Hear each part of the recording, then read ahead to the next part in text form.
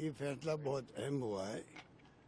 Supreme court के फैसले का हम स्वागत करते हैं, क्योंकि जिस रूप में ये आंदोलन शुरू हो गया,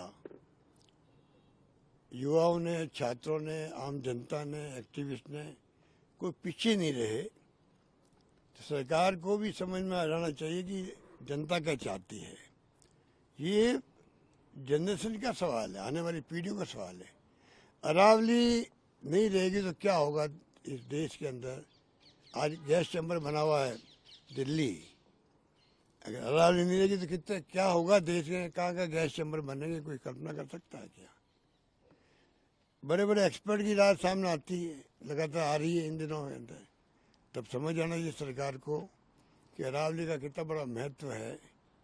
और आपने आनंद फानंद के अंदर उसको रिकमेंडेशन दे दिया। मेरा मानना है जो कमेटी थी सीईसी की, सीधी रिपोर्ट करती थी सुप्रीम कोर्ट को, नॉमिनेशन भी सुप्रीम कोर्ट करता था। उसको खत्म करके क्यों बनाई कमेटी नई विभाग ने, केंद्र सरकार ने, और वो रिपोर्ट देगी विभाग को ही। नॉमिनेशन कौन करेगा? विभाग ही करेगा, यादव जी का विभाग ही करेगा। ये क्या मतलब होगा? आज आधी समझ उसके कारण पैदा हो रही है। वो कमेटी होती, लोगों को विश्वास होता भाई ये सोच समझ के फैसला कर रहे हैं। अब भी समय है सरकार के सामने, आगे आना चाहिए उनको, और नए तरीके से जनता क्या चाहती है उस ढंग का फैसला होना चाहिए।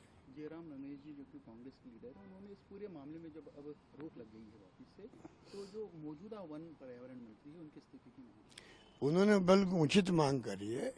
जो रवैया उनका था वो तो हम सबको, मुझे भी 2 साल ऊपर हमारे ऊपर करने लगे थे। इनकी सरकार के वक्त में क्या क्या नहीं हुआ। अरे ये कोई वक्त है क्या? अभी इशू था अरावली को बचाने का, 100 मीटर की हाइट का था इशू।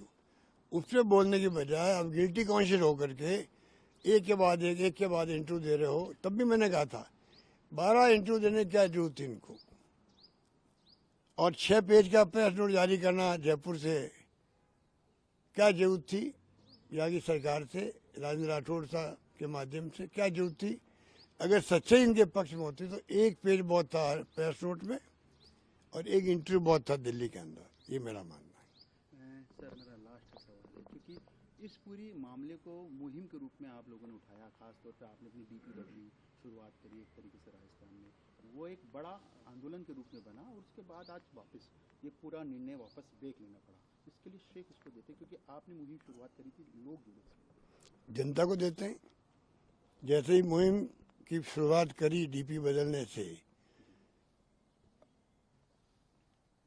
अपेक्षा से ज्यादा रेस्पॉन्स मिला एकदम, आम पब्लिक का भी, मैंने कहा आपको, युवाओं का भी, एक्टिविस्ट का भी, नौजवानों का भी, सभी लोगों का जो एकदम इमीडिएट रेस्पॉन्स आया, वो सत्य इशू बन गया।